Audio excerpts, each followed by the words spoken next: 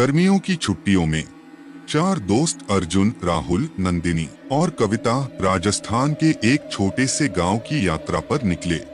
गांव के पास एक प्राचीन खंडहर था जिसे अभिशप्त हवेली कहा जाता था।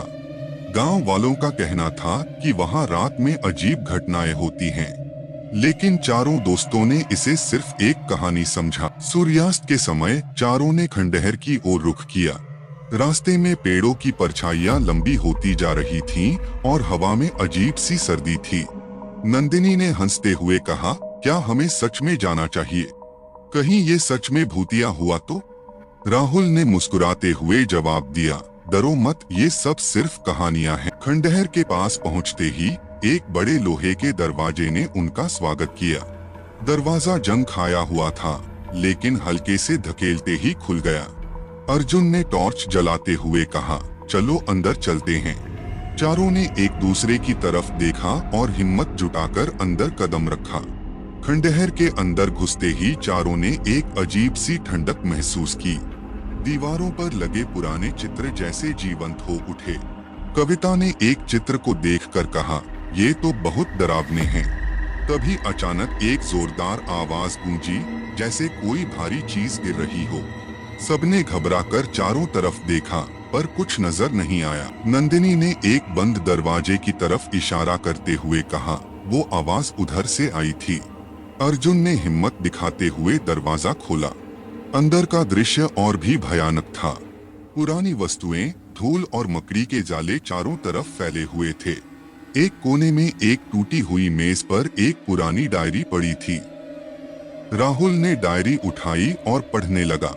डायरी में लिखा था कि कैसे इस हवेली में एक परिवार की निर्मम हत्या कर दी गई थी और उनकी आत्माएं यहाँ कैद हो गईं। जैसे ही उसने अंतिम पृष्ठ पढ़ा, एक ठंडी हवा का झोंका आया और सभी मोमबत्तियां बुझ गईं। चारों ने अपनी टॉर्च जलाने की कोशिश की, पर सबकी बैटरियां अचानक खत्म हो गईं। चारों को अपने आसपास एक अजीब सी गंध महसूस हुई और ऐसा लगा जैसे कोई उनके बहुत करीब है। अर्जुन ने घबराते हुए कहा, हमें यहाँ से निकलना चाहिए। तभी दरवाजा जोर से बंद हो गया। सबकी रूह कांप गई।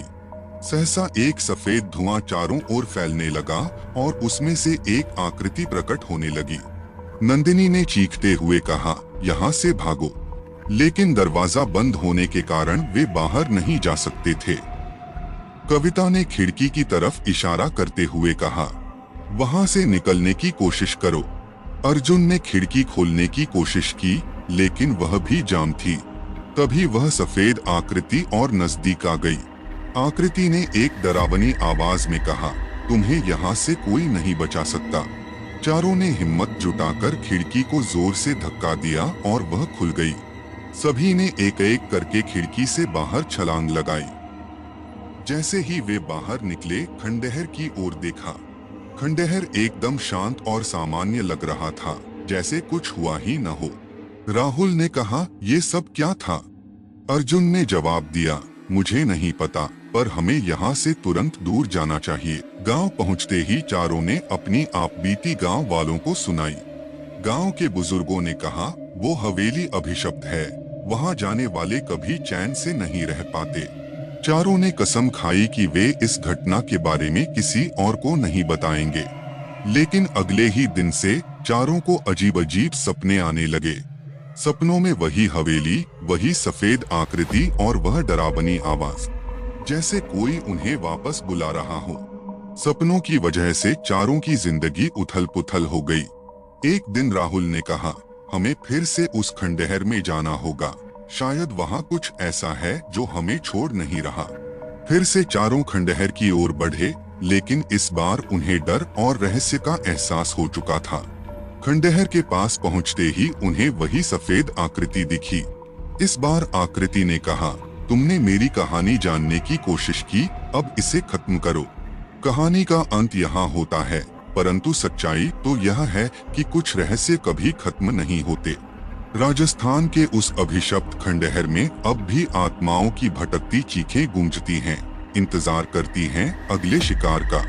और चार दोस्तों की कहानी अब गांव वालों की जुबानी सुनाई जाती है, जैसे वे खंडहर का एक हिस्सा बन गए हों।